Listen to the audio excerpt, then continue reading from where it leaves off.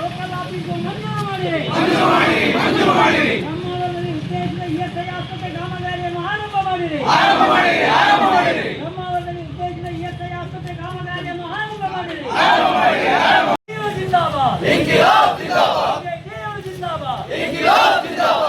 ರಾಜ್ಯ ವಿಮಾ ಯೋಜನೆ ಕಾರ್ಮಿಕರ ವಿಮಾ ಸೌಲಭ್ಯ ಯೋಜನೆಯನ್ನು ಉತ್ತಮಪಡಿಸಿರಿ.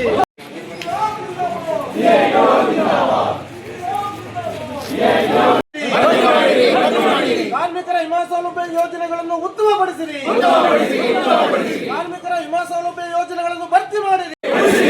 ಇಎಸ್ಐ ಡಿಸ್ಪೆನ್ಸರಿಗೆ ತಜ್ಞ ಕಾಯಂ ವೈದ್ಯರ ನೇಮಕ ಮಾಡಿರಿ. ಇಎಸ್ಐ ಡಿಸ್ಪೆನ್ಸರಿಗೆ ತಜ್ಞ ಯೋಜನೆಯನ್ನು ಉತ್ತಮಪಡಿಸಿರಿ.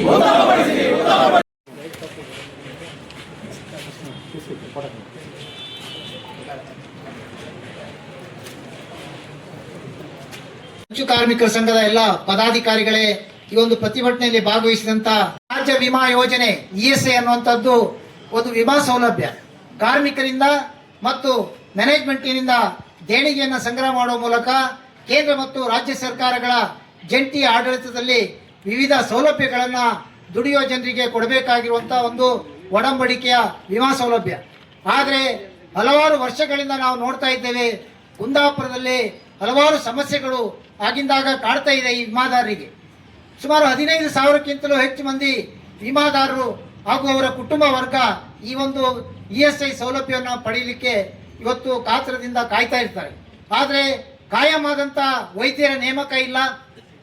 ಯಾವಾಗಲೂ ಎಲ್ಲೆಲ್ಲಿಂದ ವೈದ್ಯರನ್ನ ನೇಮಕ ಮಾಡುವಂಥದ್ದು, ಒಂದು ಸ್ವಲ್ಪ ಸಮಯ ಆದಮೇಲೆ ಅವರು ಬರದೇ ಇರುವಂಥದ್ದು, ಈ ರೀತಿಯ ನಡವಳಿಕೆ ಆಗ್ತಾ ಇತ್ತು. ಇದರ ಬಗ್ಗೆ ಕೂಡ ನಾವು ಪ್ರತಿಭಟನೆಗಳನ್ನು ಮಾಡಿದ್ದೇವೆ. ಆದರೆ ಇತ್ತೀಚೆಗೆ ಒಬ್ಬರು ವೈದ್ಯರನ್ನ ನೇಮಕ ಮಾಡಿದ್ದಾರೆ, ಸಂತೋಷದ ವಿಷಯ. ಆದರೆ ಇನ್ನೂ ಒಬ್ಬರು ವೈದ್ಯರು, ತಜ್ಞ ವೈದ್ಯರು ಬೇಕು ಅನ್ನುವಂಥದ್ದು ನಮ್ಮ ಇವತ್ತಿನ ಒಂದು ಬೇಡಿಕೆಯಲ್ಲಿ ಪ್ರಮುಖವಾಗಿರುವಂಥದ್ದು. ಇನ್ನೊಂದು, ಈ ಇಲಾಖೆ ಡಿಸ್ಪೆನ್ಸರಿ ವ್ಯಾಪ್ತಿಯಲ್ಲಿ ಹಲವಾರು ಖಾಸಗಿ ಆಸ್ಪತ್ರೆಗಳ ಜೊತೆ ಒಡಂಬಡಿಕೆಯನ್ನು ಮಾಡಿಕೊಳ್ತದೆ. ತುರ್ತು ಚಿಕಿತ್ಸೆಗಾಗಿ ಹಾಗೂ ಹೆಚ್ಚುವರಿ ಚಿಕಿತ್ಸೆಗಾಗಿ ಆಸ್ಪತ್ರೆಗಳ ಜೊತೆ ಒಡಂಬಡಿಕೆ ಮಾಡಿಕೊಳ್ತಾರೆ. 2 ವರ್ಷಕ್ಕೊಮ್ಮೆ ಇಲಾಖೆ ಅದನ್ನು ನವೀಕರಣ ಮಾಡುವ ಸಂದರ್ಭದಲ್ಲಿ, ಈ ವರ್ಷ ನವೆಂಬರ್ ತಿಂಗಳಲ್ಲಿ ನವೀಕರಣ ಆಗುವ ಸಂದರ್ಭದಲ್ಲಿ ಮಣಿಪಾಲ ಆಸ್ಪತ್ರೆ ಮತ್ತು ಕುಂದಾಪುರದಲ್ಲಿದ್ದಂಥ ಆದರ್ಶ ಆಸ್ಪತ್ರೆಯನ್ನ ನವೀಕರಣದಿಂದ ಕೈಬಿಡಲಾಗಿದೆ. ಯಾವ ಕಾರಣಕ್ಕೆ ಅಂತೇಳಿ ಇಲಾಖೆ ತಿಳಿಸಲಿಲ್ಲ. ಬಹುಶಃ ಜನ ಆಡ್ಕೊಳ್ತಿದ್ದಾರೆ, ಅಲ್ಲೇನೋ ಕಪ್ಪ ಕಾಣಿಕೆ ಕೊಡೋದು ತಡ ಆಯ್ತೇನೋ, ಅದಕ್ಕೋಸ್ಕರ ಅವರನ್ನ ಕೈಬಿಟ್ಟಿದ್ದಾರೆ ಅಂತ ಹೇಳಿದ್ರೆ, ವಿಮಾದಾರರು ಅಷ್ಟು ಸಂಖ್ಯೆಯಲ್ಲಿದ್ದಾರೆ, ಇಲ್ಲಿ ರೋಗಿಗಳಿದ್ದಾರೆ, ಅವ್ರಿಗೆ ಸೌಲಭ್ಯ ಬೇಕು ಅನ್ನುವಂಥದ್ದು ನಮ್ಮ ಇಲಾಖೆಗೆ ಇವತ್ತು ಮನವರಿಕೆ ಆಗಲಿಲ್ಲ ಅಂತೇಳಿ ನಮ್ಗೆ ಆಶ್ಚರ್ಯ ಆಗ್ತಾ ಇದೆ.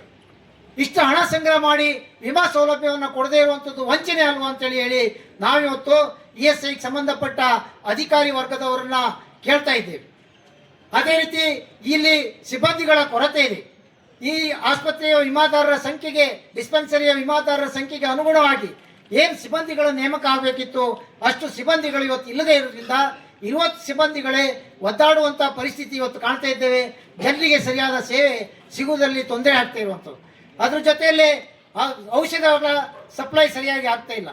ಯಾವಾಗಲೂ ಔಷಧಗಳು ಬರುವಂಥದ್ದು, ಕಾಯಿಲೆ ಬಂದಾಗ, ರೋಗಿಗಳು ಬಂದಾಗ ಔಷಧ ಇಲ್ಲ ಅಂತ ಹೇಳಲಿಕ್ಕೂ ಸಾಧ್ಯ ಆಗದೆ ಪಾಪ ಇಲ್ಲಿನ ಸಿಬ್ಬಂದಿ ವರ್ಗದವರು, ವೈದ್ಯರು ತಾವೇ ಹಣ ಕೊಟ್ಟು ತಂದಿರುವಂಥದ್ದು ಕೂಡ ಇದೆ.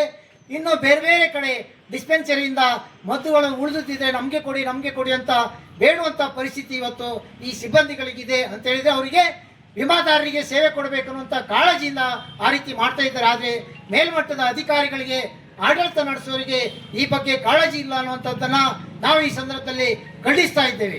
ಅದರ ಜೊತೆಯಲ್ಲಿ ಇವತ್ತು ಕುಂದಾಪುರದಿಂದ ಯಾವುದೇ ಒಂದು ರೋಗಿ ಅಡ್ಮಿಟ್ ಆಗಬೇಕಾದ್ರೆ ಆದರ್ಶ ಆಸ್ಪತ್ರೆ ಉಡುಪಿಗೆ ಹೋಗಬೇಕು, ಇಲ್ಲ ಅಂತಿದ್ರೆ ಮಣಿಪಾಲಕ್ಕೆ ಹೋಗಬೇಕು. ಮಣಿಪಾಲ ಆಸ್ಪತ್ರೆ ಇತ್ತೀಚೆಗೆ ಸೇರ್ಪಡೆ ಆಗಿದೆ, ಒಡಂಬಡಿಕೆ ಆಗಿದೆ ಅಂತೇಳಿ ಸುದ್ದಿ ಬಂದಿದೆ, ಪತ್ರಿಕೆಯಲ್ಲಿ ಬಂದಿದೆ.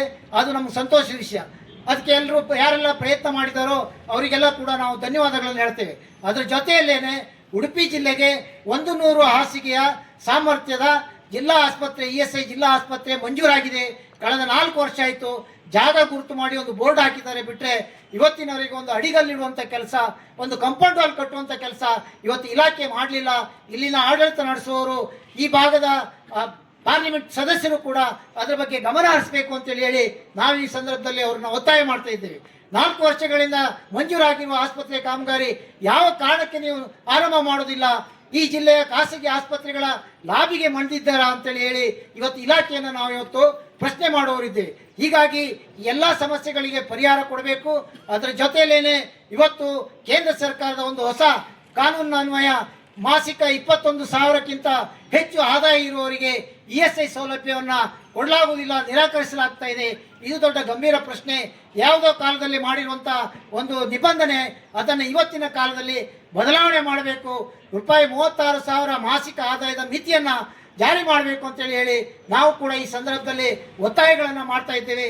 ಈ ಒಂದು ಹಿನ್ನೆಲೆಯಲ್ಲಿ ನಾವು ಇಲ್ಲಿನ ವೈದ್ಯಾಧಿಕಾರಿಗಳ ಮೂಲಕ ನಾವು ಮನವಿಯನ್ನು ಸಂಬಂಧಪಟ್ಟ ಇಲಾಖೆಗಳಿಗೆ ಕೊಡುವವರಿದ್ದೇವೆ. ಈ ಒಂದು ಸಂದರ್ಭದಲ್ಲಿ ಭಾಗವಹಿಸಿದಂಥ ತಮ್ಮೆಲ್ಲರಿಗೂ ಕೂಡ